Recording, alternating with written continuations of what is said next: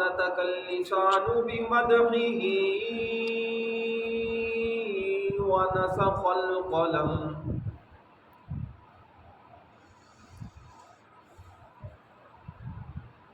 أما بعد فأعوذ بالله من الشيطان الرجيم.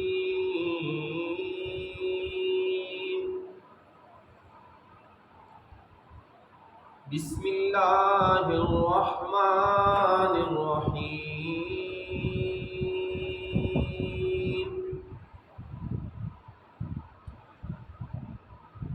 ألم يجدك يتيما فآوى ووجدك ضالا فهدى.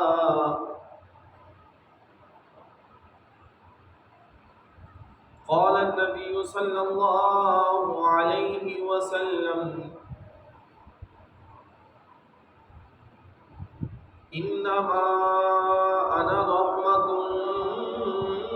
مهداة.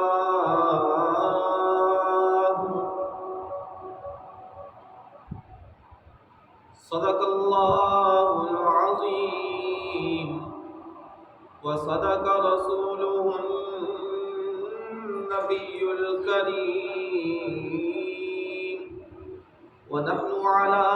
ذلك لمن الشاهدين والشاكرين، والحمد لله رب العالمين.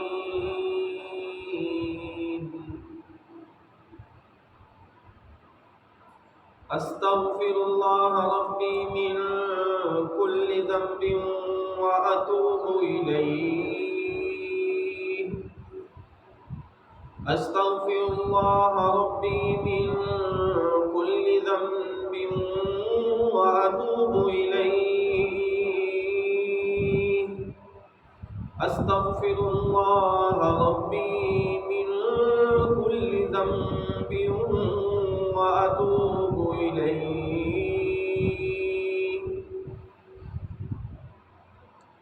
اللهم صل على سيدنا ومولانا محمد ومولانا محمد وبارك وسلم وصل عليه.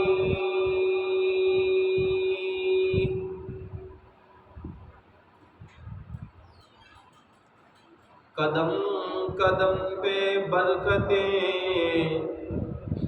نفس نفس پہ رحمتیں. قدم قدم پر برکتیں، نفس نفس پر برکتیں. جہاں جہاں سے وہ شفیع آسیاں گزر گیا، جہاں قدم پڑے نہیں وہی ہے رات آج تک. وہاں وہاں سحر ہوئی جہاں جہاں گزر گیا. جس چمن میں جا کے میرے آقا زلفاں کھولیاں، لے چلی باد صبا بھر بھر کے جولیاں. سبحان اللہ. میرے واجب الاحترام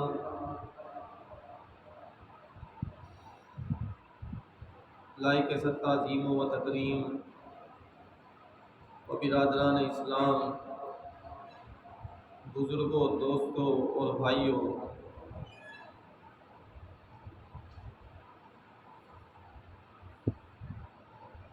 جیسا کہ آپ حضرات کو معلوم ہے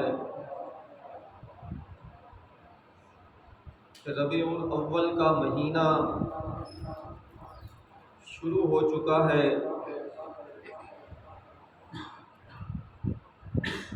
گزشتہ جمعہ میں نے آپ حضرات کے سامنے رسول اللہ صلی اللہ علیہ وسلم کی آمد سے قبل کے حالات آپ کے سامنے بیان کیے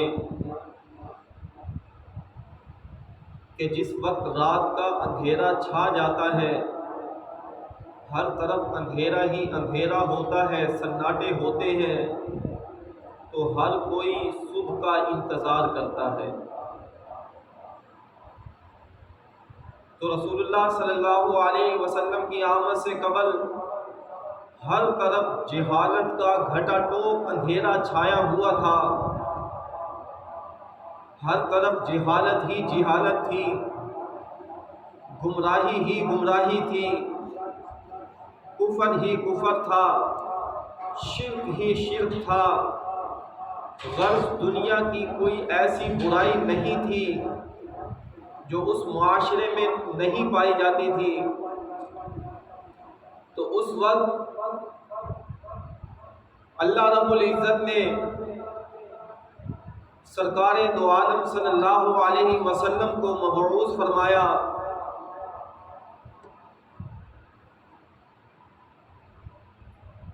حدیث پاک میں آتا ہے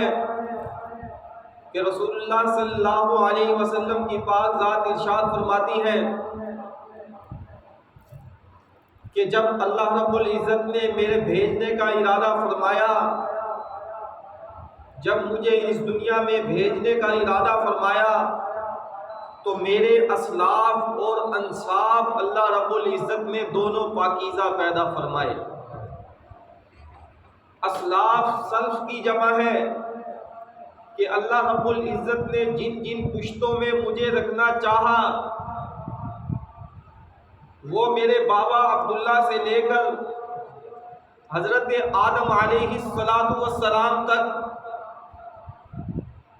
اور جن جن رحموں میں مجھے رکھنا چاہا، وہ میری اماں آمنہ سے لے کر جناب سیدہ حضرت حوا صلی اللہ علیہ تک،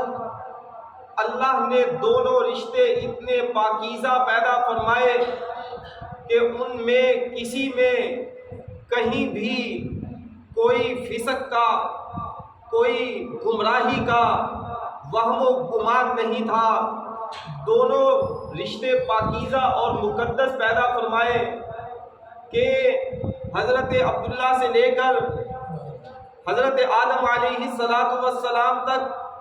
کہیں پر کوئی گندگی کا، کفر کا، شرک کا شائبہ تک نہیں تھا۔ دونوں رشتے اللہ رب العزت نے پاکیزہ اور مقدس پیدا فرمائے۔ سرکار دو عالم صلی اللہ علیہ وسلم نے ایک اور جگہ ارشاد فرمایا کہ اللہ رب العزت نے جب مجھے بھیجنے کا ارادہ فرمایا تو میرے انتخاب کے لیے حضرت انسان کو چنا۔ اللہ رب العزت کے نزدیک تین قسم کی مخلوق پاکیزہ اور مقدس ہیں، ان میں جنات ہیں، انسان ہیں، فرشتے ہیں۔ تینوں قسم کی مخلوق اللہ رب العزت کے ہاں بڑی مقدس ہے، لیکن ان میں انسان اشرف المخلوقات ہے، مسجود الملائک ہے۔ تو اللہ رب العزت نے جب مجھے بھیجنے کا ارادہ فرمایا تو میرے انتخاب کے لیے اللہ رب العزت نے حضرت انسان کا انتخاب فرمایا کہ مجھے انسانوں میں سے منتخب کیا۔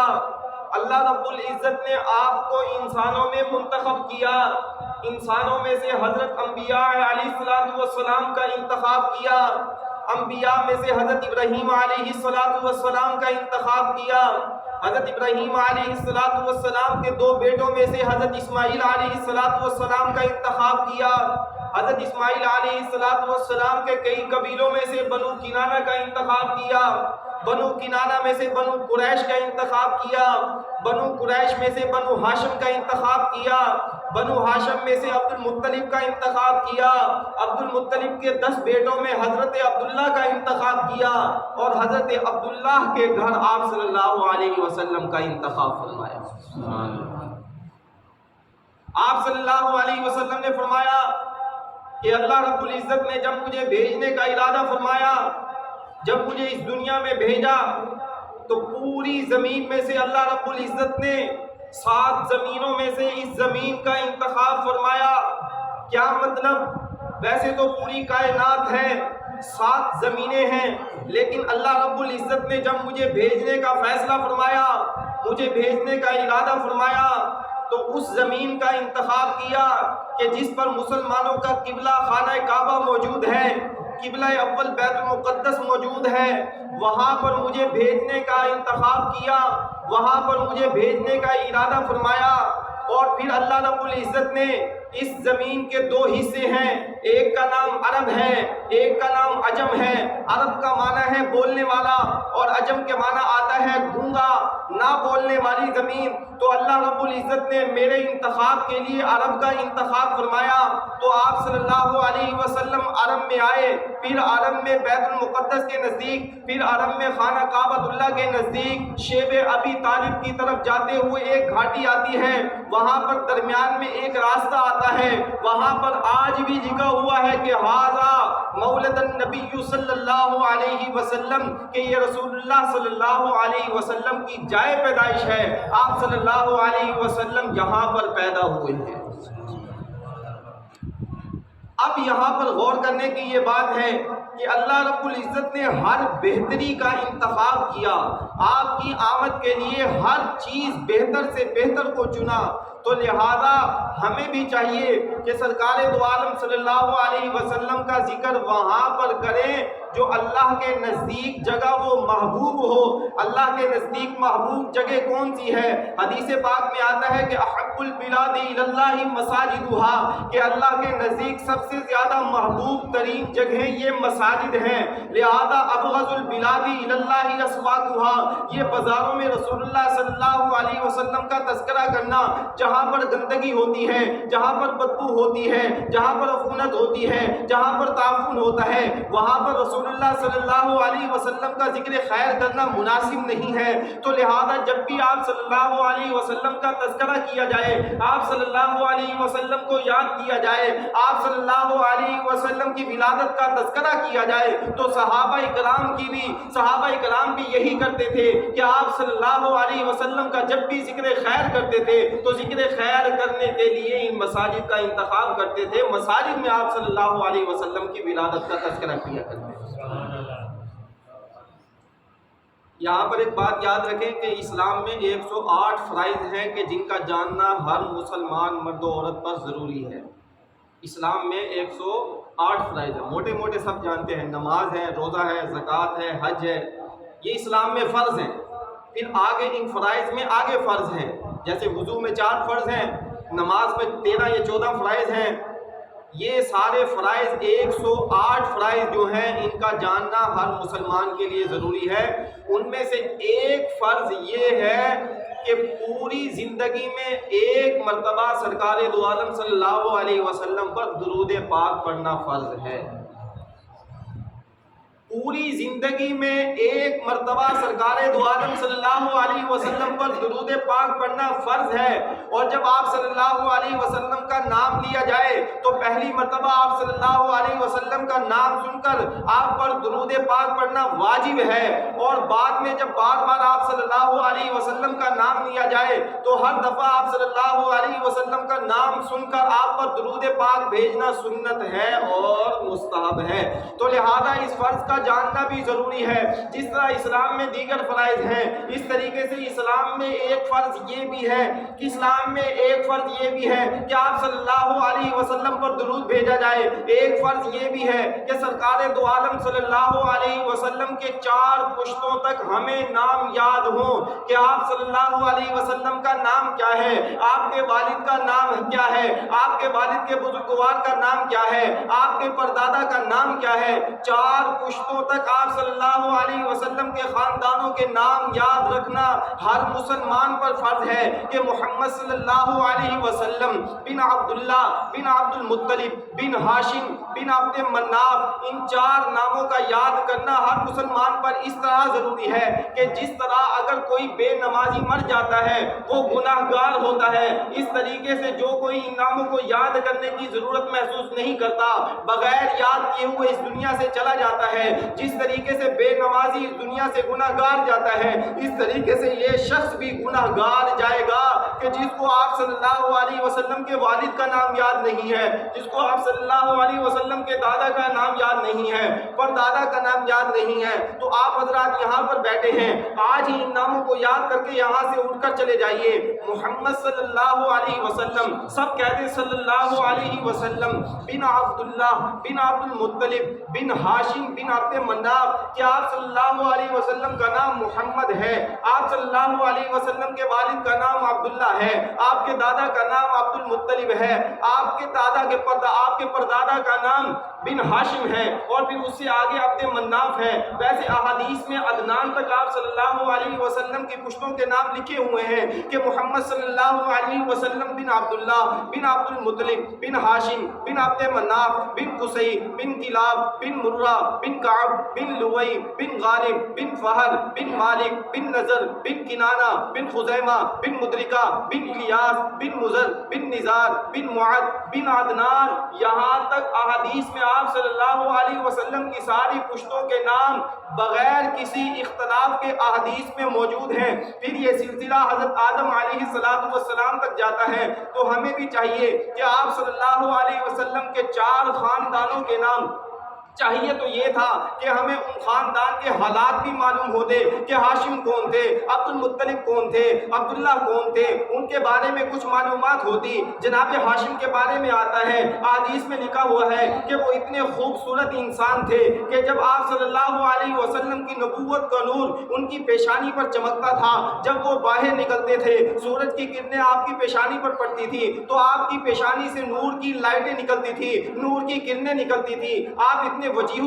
صورت اور خوبصورت انسان تھے، یہاں تک کہ ہرقل روم، وہاں کا جو بادشاہ تھا، اس نے آپ سے ملاقات کا ارادہ فرمایا اور آپ کو اپنے پاس بلایا، آپ کا دیدار کیا اور آپ کو کہا کہ میں اپنی بیٹی آپ کے نکاح میں دینا چاہتا ہوں۔ کیا مطلب کہ اتنا خوبصورت انسان میرا داماد بن جائے، لیکن آپ نے یہ ارادہ نہیں کیا، انکار کر دیا۔ عرب کے قبیلے میں آپ کا نکاح ہوا، وہاں پر آپ کی شادی ہوئی، پھر وہ نور حضرت عبد المطلب کی پیشانی پر چمکا ہوا دیکھا گیا۔ حضرت عبد المطلب فرماتے ہیں کہ جب وہ نور میرے پاس آیا تو میں کیا دیکھتا تھا کہ بادل میرے سر پر سایہ کرتے تھے، میں عجیب و غریب حالات محسوس کیا کرتا تھا۔ پھر وہ نور حضرت عبداللہ کی طرف منتقل ہوا، جب حضرت عبداللہ کی طرف وہ نور منتقل ہوا تو حضرت عبداللہ ایک دفعہ کہیں جا رہے تھے تو ایک عورت آ کر کہتی ہے کہ میں آپ سے شادی کی خواہش مند ہوں، میں آپ سے شادی کرنا چاہتی ہوں، تو آپ نے انکار کر دیا۔ کیوں اس عورت نے یہ کہا؟ اس کے بارے میں حدیث میں آتا ہے کہ جب حضرت عبداللہ کا نکاح کہیں اور ہو گیا،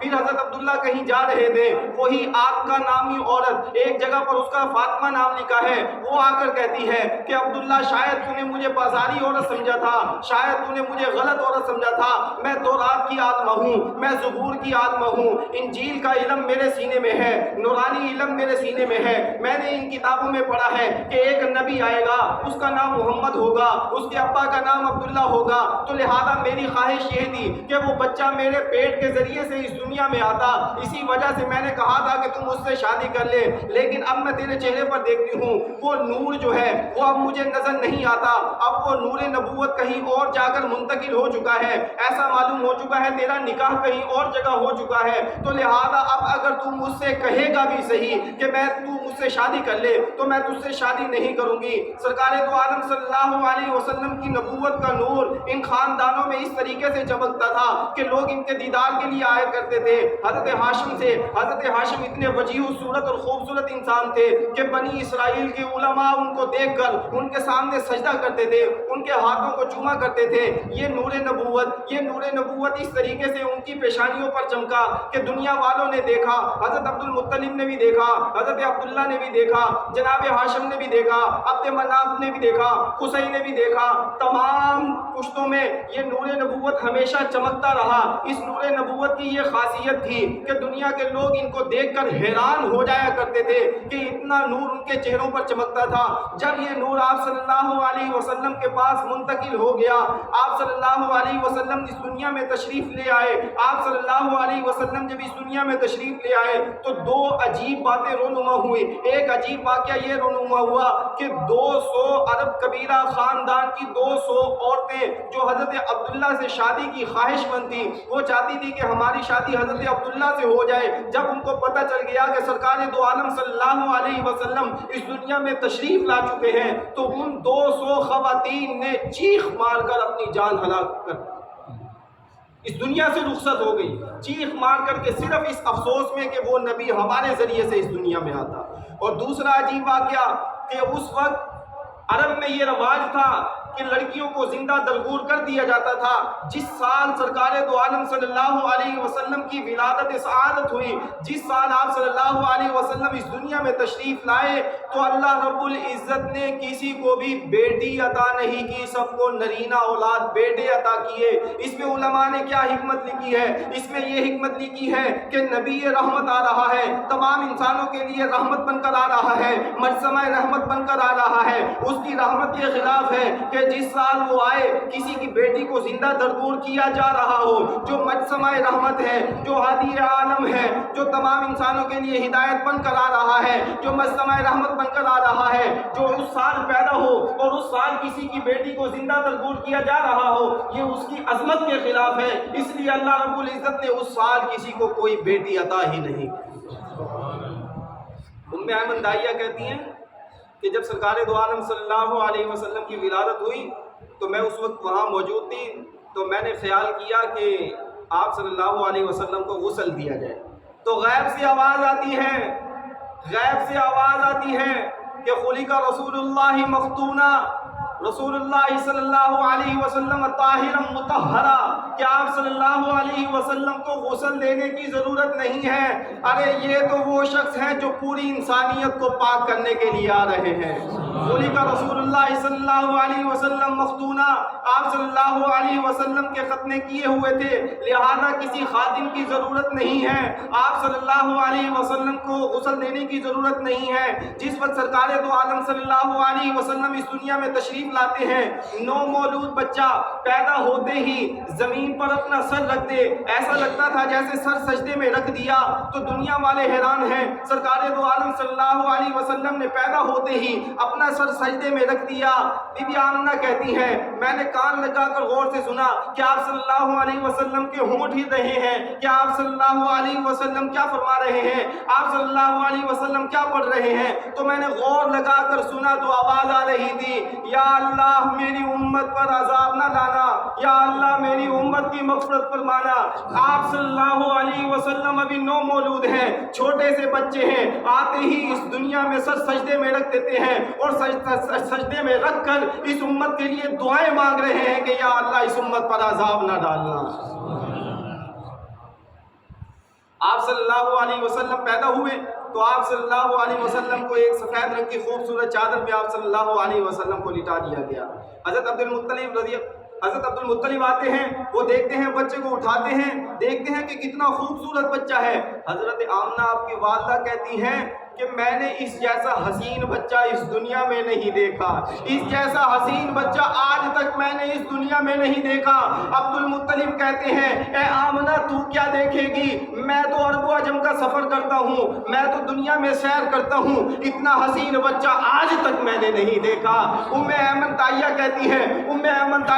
ہیں اے عبد المطلب تو کیا دیکھے گا، آمنہ تو کیا دیکھے گی، میں تو لوگوں کی ولادت کی منظر پر زچگی کی کیفیت کو جایا کرتی ہوں، اتنا حسین بچہ آج تک میں نے بھی نہیں دیکھا۔ حضرت حلیمہ سعدیہ کہتی ہیں کہ میں تو عرب و عجم سے بچے اٹھا کر لاتی ہوں، اتنا حسین بچہ آج تک میں نے نہیں دیکھا۔ مذاہب الدنیا کی روایت ہے کہ حضرت جبریل علیہ السلام آتے ہیں، حضرت جبریل علیہ السلام آ کر فرماتے ہیں کہ عبد المطلب تو کیا دیکھے گا، ایمن تو کیا دیکھے گی، اے حلیمہ تو کیا دیکھے گی، اے آمنہ تو کیا دیکھے گی، میں تو 1,24,000 انبیاء پر وحی لا چکا ہوں، ان پر کسی پر کتابیں نازل فرما چکا ہوں اور ان کا دیدار کر چکا ہوں، آج تک اتنا حسین بچہ میں نے بھی نہیں دیکھا ہے،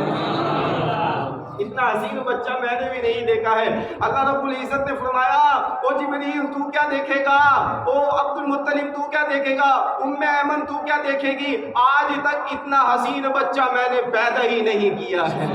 یا رب یہ کیسا ہے بشر، یا رب یہ کیسا ہے بشر جس کی ادا سے سر بسر عالم میں آتا ہے نظر، جس سے نرالا بانک بن، کیا حسن ہے کیا رخسار ہے، کیا درہ طرار ہے، کیا نرگس بیمار ہے، کیا آبرو خمدار ہے، کیا جامہ کیا دستار ہے، کیا قد ہے کیا رفتار ہے، کیا جامہ کیا دستار ہے، پوشاک کی دیکھو پابند امامہ جو ہے زیب سر، اس کی صفائی دیکھ کر مہتاب سے بگڑا کمر، خورشید سے اٹھی سحر، پٹکا تو دیکھو کس قدر زیب نظر منہ کمر، قامت بے سایہ پر عشاق کیا ساما کریں، کیا ہدیہ سلطان کریں، کیا دعوت مہماں کریں، کیا تحفہ شاہاں کریں، ہاں نظر نقد جا کریں، اس ماہ بے قربا کریں ماں باپ اور فرزند و زن۔ گل ہے یہی اب چار سو، آتا ہے اب وہ ماہ رو، جس کی ہمیں دی جستجو، کرتے تھے باہم گفتگو، پیما سے مل کر آبجو، سبزے سے مل کر آرزو، نسری سے مل کر نسترن، شمشاد نے گلزار سے، گلزار نے گلنار سے، گلنار نے رخسار سے، رخسار نے دیدار سے، دیدار نے گفتار سے، گفتار نے کردار سے، کردار نے رفتار سے، رفتار نے اس یار سے، سیکھا ہے شوخی کا چلن، لالا کا ہے داغے جگر، نرگس کا ہے کحل البصر، سو سن زبان حال ور، لاتی ہے دل سے یہ خبر، آتا ہے وہ رشک کمر، جس کی تجلی دیکھ کر زیبا ہے گر تارے کمر، بن جائے سورج کی کرن، یخلق خانے گلستان، ہے رنگ گل سے ارمغاں، بلبل چمن ہے نغمخاں، ہوشیار ہو اے باغباں، تیار ہو اے باغباں، بیدار ہو اے باغباں، آراستہ گر انجمن، باغ جہاں آباد ہے، کمری نہایت شاد ہے، یہاں تذکرہ میلاد ہے، وقت مبارک باد ہے، جبریل کو ارشاد ہے، مشہور کر دے یہ سخن، بدرالدجا پیدا ہوا، بدرالدجا پیدا ہوا، شمس الضحیٰ پیدا ہوا، امی لقب پیدا ہوا، جانے طلب پیدا ہوا، والی حسب پیدا ہوا، عالی نسب پیدا ہوا، محبوب رب پیدا ہوا، شاہ عرب پیدا ہوا، پیدا ہوا شیریں دہن، کنز نہاں پیدا ہوا، عین عیاں پیدا ہوا، فخر زماں پیدا ہوا، شاہ شہاں پیدا ہوا، مسند نشیں پیدا ہوا، دل کا نگی پیدا ہوا، وہ نازنی پیدا ہوا، نازاں ہے جس پہ جانتن نازاں۔ واخر دعوانا الحمدللہ۔ سنتے پڑھیں۔